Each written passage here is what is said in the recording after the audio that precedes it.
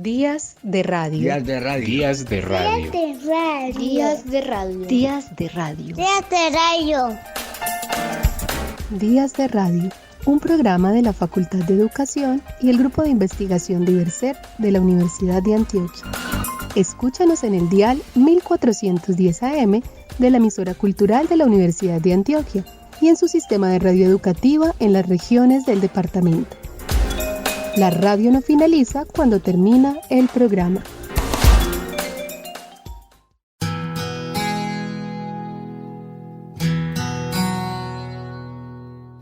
Fiesta propia, ida vitale.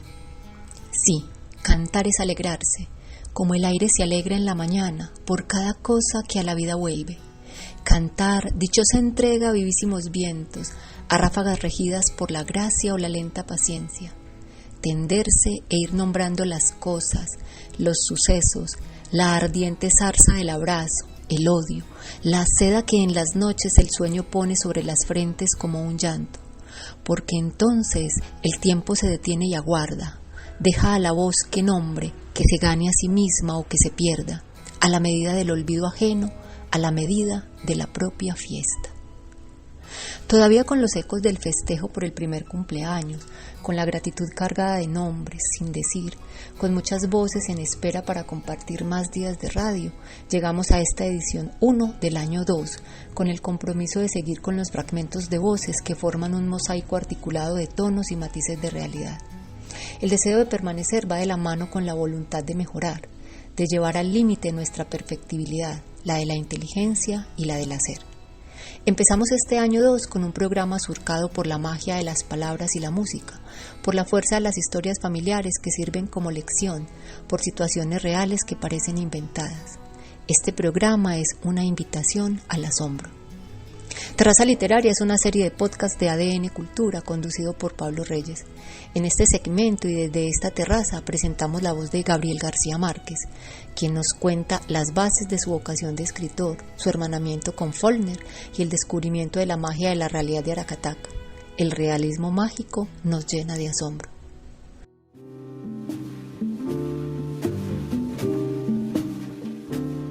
Muchos años después, frente al pelotón de fusilamiento, el coronel Aureliano Buendía había de recordar aquella tarde remota en que su padre lo llevó a conocer el hielo.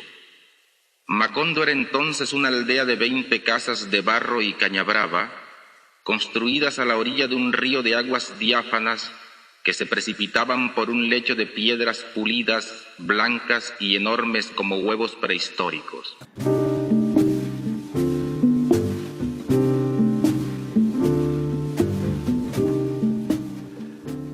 Gabriel José de la Concordia García Márquez fue hijo de Gabriel Eligio García y Luisa Santiago Márquez. Nació en Aracataca, en el departamento de Magdalena, Colombia, el 6 de marzo de 1927. Gabriel García Márquez fue un escritor, guionista, editor y periodista colombiano que en 1982 recibió el Premio Nobel de Literatura, conocido por su apodo Gabo y familiarmente y por sus amigos como Gabito. Fue famoso tanto por su genialidad como escritor como por su postura política. García Márquez está relacionado de manera inherente con el realismo mágico y su obra más conocida, la novela 100 años de soledad, es considerada una de las más importantes y representativas de este movimiento literario, e incluso se considera que es debido al éxito de la novela del Gabo que tal término se aplica a la literatura surgida a partir de los años 60. En 2007, la Real Academia Española y la Asociación de Academias de la Lengua Española publicaron una edición popular conmemorativa de esta obra, por considerarla parte de los grandes clásicos hispánicos de todos los tiempos. Márquez es una parte importante del boom latinoamericano de la literatura, pero dejemos que sea el propio Márquez que nos hable de su vocación de escritor.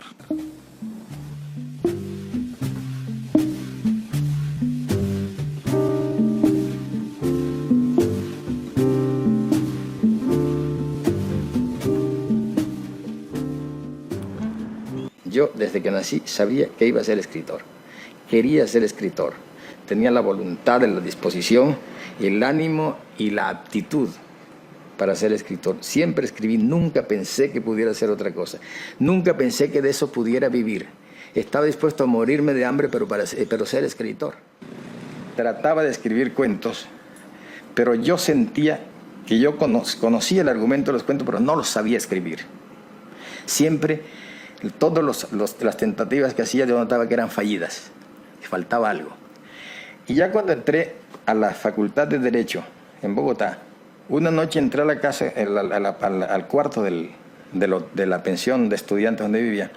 Tenía un amigo que leía mucho y me pasó un librito pequeño amarillo y me dijo, léete eso. Ahora era el único que le quedaba disponible en ese momento. Entonces yo me acosté. Leía mucho, leía todo lo que me caía en las manos. Y abría esto y decía, una mañana, después de un sueño tormentoso, Gregorio Samsa se encontró convertido en un gigantesco insecto. Yo lo recuerdo como si me hubiera caído de la cama en ese momento. Y fue una revelación, es decir, si esto se puede hacer, esto sí me interesa. Yo antes de eso probablemente había pensado que eso no se podía hacer, a pesar de que me había tragado completita las 1001 noches. Pero aquí había una cosa importante que era de método. Ese era un método para contar una cosa que yo no lo tenía. Fue una verdadera resurrección. De ahí me levanté a escribir mi primer cuento, el primero que se publicó, La tercera resignación, que se publicó en El Espectador. Lo escribí a partir de esas lecturas, y a partir de ese momento todas mis lecturas se orientaron en ese sentido, que era en la novela contemporánea. Y ahí me quedé, todavía no lograba salir. Y ahí descubrí yo que había una gran afinidad entre los novelistas del sur de los Estados Unidos y la realidad que yo había conocido en Aracataca. Por una razón sencilla, es que Aracataca era una ciudad bananera, era un pueblo bananero, y había sido construido por la compañía bananera, por la United Fruit Company. Y los campamentos que ellos hacían en los pueblos mismos se parecían mucho a los pueblos del sur de los Estados Unidos. Entonces, esto que me asombraba y me conmovía a mí de Faulkner, por ejemplo, yo no sé si era por lo que me estaba contando él de su tierra o por la identificación que encontraba yo con Aracataca y con mi infancia. Y entonces empecé a darme cuenta de que las bases, las fuentes de mi literatura y de lo que yo podía contar realmente sacado de las tripas, no estaba en las lecturas que tenía en Zipaquirá y que tenía en Bogotá.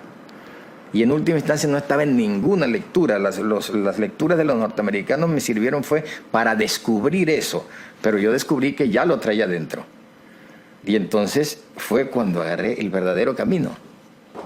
Y en ese suceder todo tenía que estar toda esa memoria de Aracataca, las fantasías, las supersticiones, las angustias. Originalmente iba a ocurrir todo dentro de la casa. Y por eso pensé que se iba a llamar La Casa, porque todo debía ocurrir dentro de la casa, pero rápidamente me di cuenta que eso no era posible. Pero sí no sale de Macondo, porque sí es cierto que el coronel Buendía se va a hacer sus guerras en Centroamérica. El relato no sale de Macondo. Llegan las noticias, pero el punto de vista está siempre en Macondo. Y esa era más o menos la novela que yo quería escribir cuando quería que fuera una novela donde todo sucediera. Además, ese no es mi libro es El amor en los tiempos del cólera. Ese es el libro que va a quedar. 100 años de soledad es un libro mítico y yo no trato de disputarle ningún mérito, pero El amor en los tiempos del cólera es un libro humano con los pies sobre la tierra de lo que somos nosotros de verdad.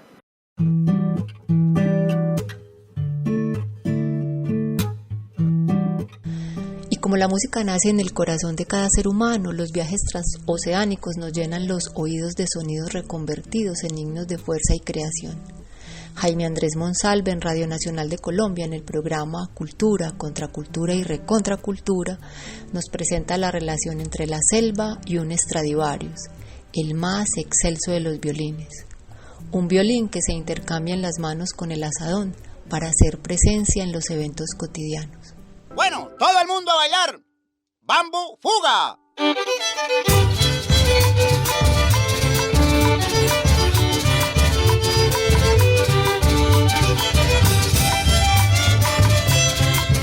Todos estos afrodescendientes, qué cosa tan curiosa, desarrollaron la música a través de violines, de cuerdas frotadas.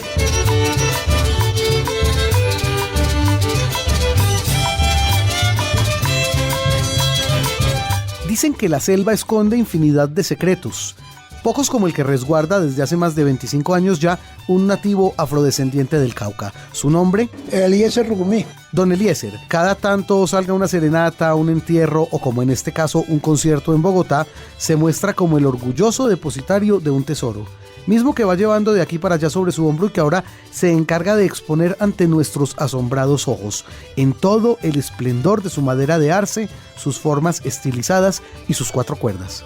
El violín Stradivarius. Sí, ese es de 1713. El violín lo tenía un señor Marcial, violinista de la heredad de Dominguillo. Y resulta de que él tenía grupo y si tocaba, y entonces él me dijo a mí una vez, me dijo, Eliezer, si de pronto yo necesito vender el violín, a vos es el único que te lo vendo. Y en verdad, me lo vendió y él ya murió. Ya hace ya como unos 8 años, 9 años que murió.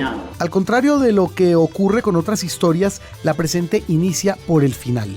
Nada más y nada menos que con la prueba física de aquel secreto a voces, según el cual, en manos de alguno de los campesinos de origen afrodescendiente que ha logrado mantener viva la tradición de la música caucana para violín, reposaba una joya de la lutería italiana, un ejemplar de principios del siglo XVIII, del que aún no hay certeza acerca de cómo llegó hasta ese recóndito paraje. E incluso que tengo otro también, en Cali, que yo como toqué en un mariachi en Cali también, ahí me lo vendieron. Llegó un vigilante mío, ve, el negro te vendo un violín. Yo le dije, pues a mostrarlo yo lo veo.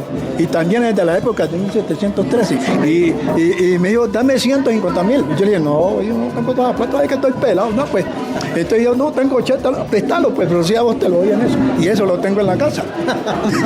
Y aunque don Eliezer no tiene clara la procedencia histórica del Stradivarius que posee, sí sabe dónde se encontraba antes de llegar a sus manos. Y lo tenía empeñado en la peña. Y me dio el recibo para que lo fuera a sacar de allá. Con amor y sentimiento venimos aquí a cantarle. Con amor y sentimiento venimos aquí a cantarle. Lo mejor de nuestra tierra llena de paz y de gente amable. Lo mejor de nuestra tierra llena de paz y de gente amable. Así es la gente de la vereda El Palmar en Santander de Quilichao. De allí provienen los integrantes del grupo Palmeras, al comando de otro ejecutante del violín. Mi nombre es Luis Edel Carabalí, director del grupo Palmeras. Desde 2008, año en que se creó una categoría exclusiva en el Festival de Música del Pacífico Petronio Álvarez para premiar a los exponentes de la música caucana para violín, Palmeras se ha llevado 3 veces el primer lugar. Suena lógico, toda vez que como grupo han trabajado por más de medio siglo en pos de esta disciplina. El grupo tiene más de 50 años. Resulta que pasa que nuestros papás eran los que manejaban el grupo. Ya ellos fallecieron y nosotros continuamos con esta tradición para obtener la historia y no dejar morir nuestra tradición. Letras que tienen más de 300, 400 años y nosotros todavía las tenemos desde pequeñitos, nos las aprendimos y por eso todavía seguimos con esa resistencia de seguir enseñándole a nuestros niños, a toda la gente, esas letras y esas canciones tan hermosas que hay. Hay europeas, pero la mayoría que tenemos en este momento son de nuestra tradición. Luis Edel Carabalí no está menos orgulloso que don Eliezer Rucumí por su instrumento. Mi violín me lo regaló una entidad que se llama CT. CT, ellos tienen mucho que ver con el campo, enseñan a la gente al cultivo, cómo se crían los animales. Entonces ellos me regalaron ese violín, con ese estamos tocando hoy en día. Hemos tenido muchos logros. Por el Petronio Álvarez, ganadores del Petronio Álvarez 3 veces, invitaciones a muchas partes. Entonces, debido a eso, me han regalado violines. Entonces, ese violín que me regalaron, entonces con ese estoy tocando hoy en día.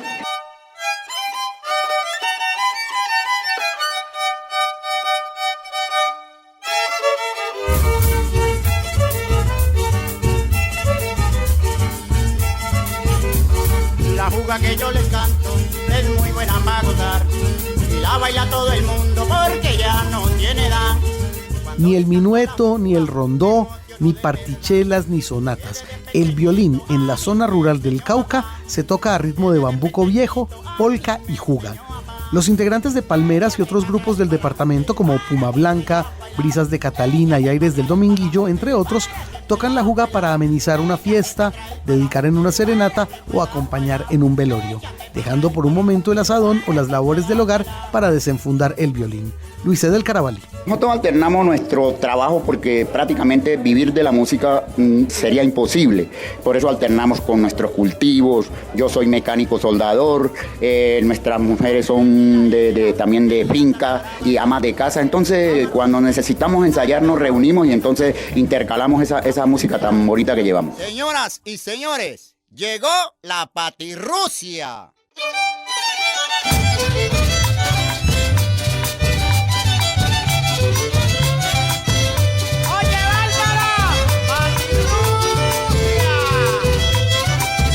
Conozcamos primero un poco acerca de la historia de cómo llegó el más europeo de los instrumentos hasta las montañas caucanas.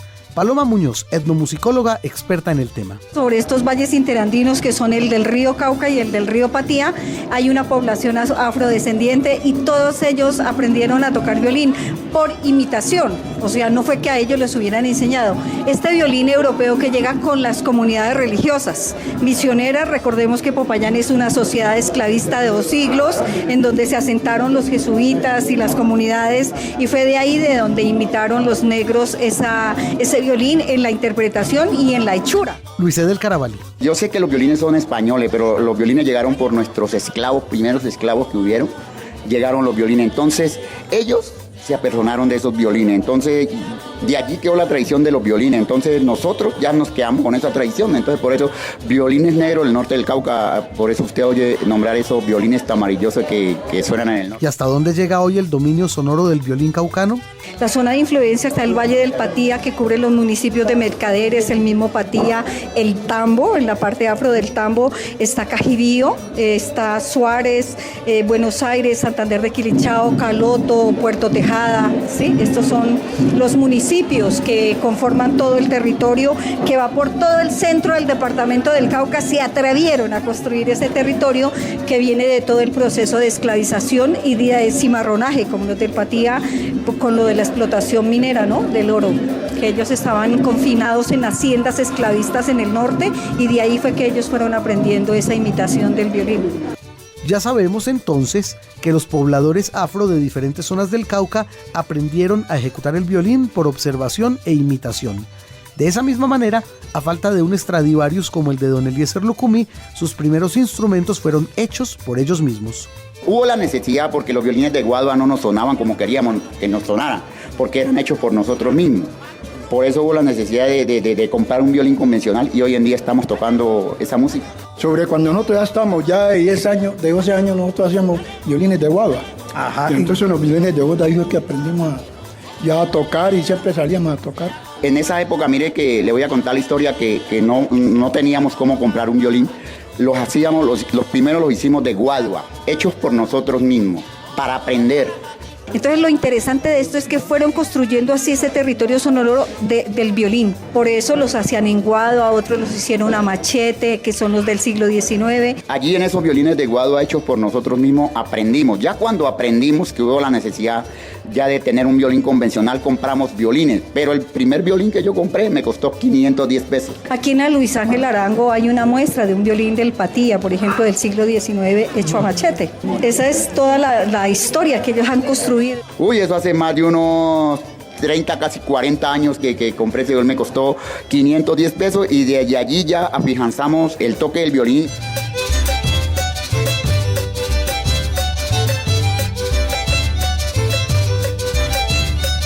Varias iniciativas se han adelantado alrededor de la necesidad de preservar esta manifestación cultural.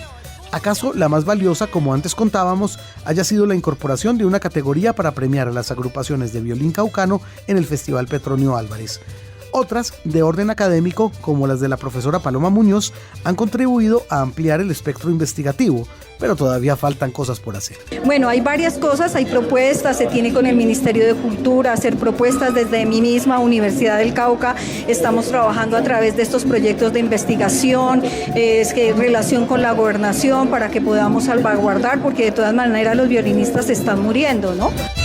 Eliezer, viejo querido, escúchalo en el cielo. Por ejemplo, aquí mira cómo se murió hace un año el contrabajista Adelmo, y hay que ir pensando en eso, en ir haciendo escuela para que no se vaya perdiendo toda esta tradición de los violines. Nuestra expectativa es llevar nuestra música internacionalmente para que la gente nos conozca esta música tan maravillosa que hay, esas letras, esas canciones, porque esto no puede quedar aquí nomás, tiene que trascender, y entonces de eso se trata, de ascender, no descender, porque ya estamos en mora de que esta música llegue a otros lados.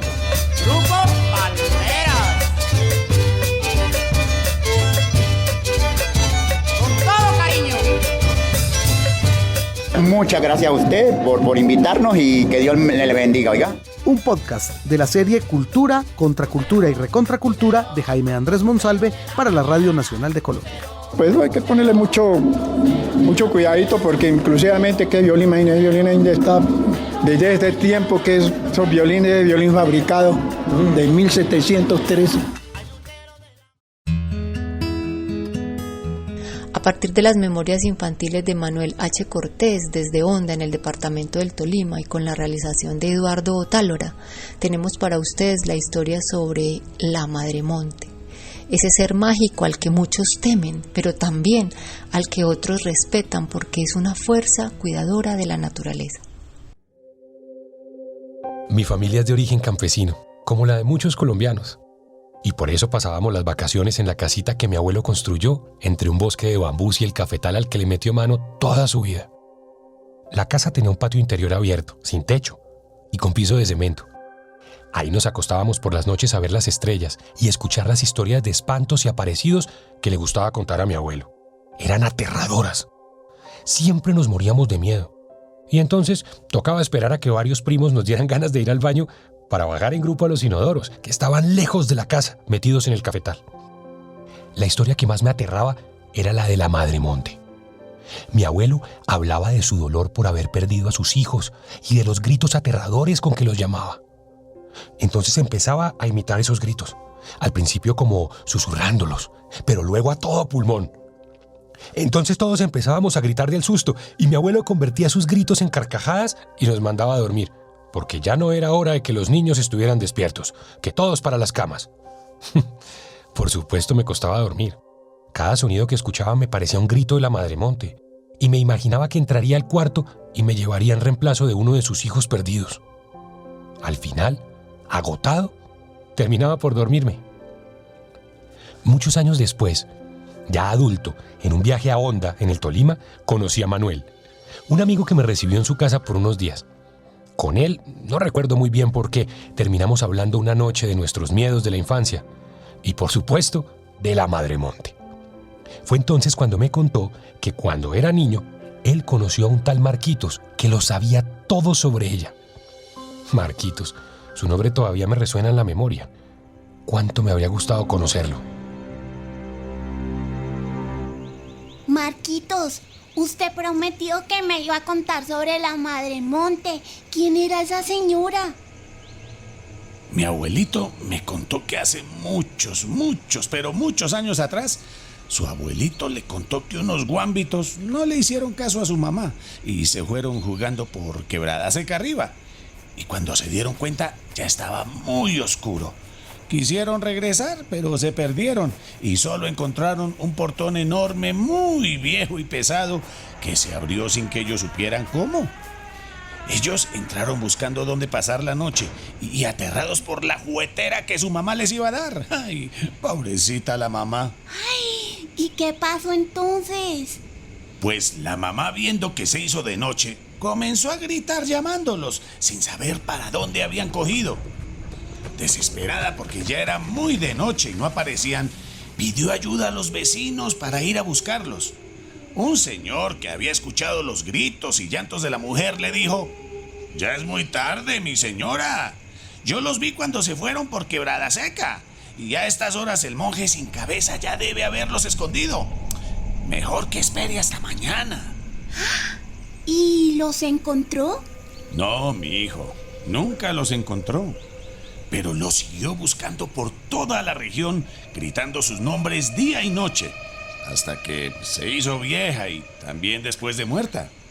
Su amor de mamá la lleva a buscarlos donde haya mucho monte y a asustar a otros niños que se encuentra para que se vayan a sus casas temprano y no se queden por ahí faroleando y se vayan a perder. También ataca con piedras y palos a los cazadores porque con sus escopetas pueden herir o matar a sus niños. A los que cortan madera les esconde los machetes y las hachas. A los muchachotes ya grandes que se encuentra pajareando, los enciende a piedra y muchos han salido de guasimales calabrados y casi llorando. Dicen que tiene una cauchera hecha con las tripas y el cuero de un cazador que se atrevió a dispararle. Y, Marquitos, ¿usted de dónde sabe todo esto de la Madre Monte? Todo me lo contó mi abuelito. Él también decía que cuando ella se baña, tira al río todas las hojas y bejucos que tiene puestos. Y que por eso el agua se vuelve corrientosa y muy sucia. Además decía mi abuelo que si uno se da cuenta de que eso está pasando, lo mejor es salir corriendo antes de que la Madre Monte lo encienda uno a caucherazos. Y si uno se cruza con la Madre Monte, ¿cómo hace para defenderse? Mi abuelito decía que hay que llevar unas pepas de covadonga, un escapulario bendito, ir fumando un chicote de ambalema, que son los mejores, y caminar con un bordón de Guayacán. En Lérida dicen que la Madre Monte que se aparece por allá es muy fuerte y que no perdona, que mata. Acá en Honda solo se sabe que ha descalabrado muchachotes. ¿Sabe una cosa, Manuelito? Si uno lo piensa bien, en casi todos los pueblos del Tolima hay madremontes. Unas son malas, otras son medio brujas y otras, como la de Honda, solo buscan a sus hijos perdidos. De todas formas, ella no es tan mala porque cuida la naturaleza. Ataca a los que roban ganado o corren las cercas y a los que cazan sin necesidad. Hasta he escuchado que si un becerro se pierde en el monte, ella lo saca donde el dueño lo pueda encontrar. Marquitos. Gracias, Manuel, por contarme las historias de Marquitos. Esa noche, Manuel también me regaló una semilla de covadonga. Era una pepa grande y suave que me guardé en el bolsillo. Desde ese día siempre la llevo allí. No vaya a ser que me coja la noche en alguna enramada y la Madre Monte me quiera espantar a caucherazos.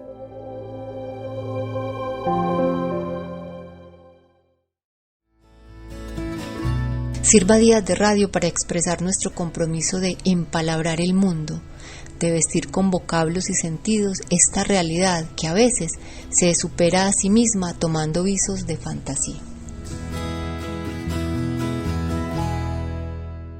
Días de Radio. Días de Radio. Días de Radio. Días de Radio. Días de Radio. Días de Radio. Días de Radio, un programa de la Facultad de Educación y el Grupo de Investigación de Ibercer de la Universidad de Antioquia. Escúchanos en el dial 1410 AM de la emisora cultural de la Universidad de Antioquia y en su sistema de radio educativa en las regiones del departamento. La radio no finaliza cuando termina el programa.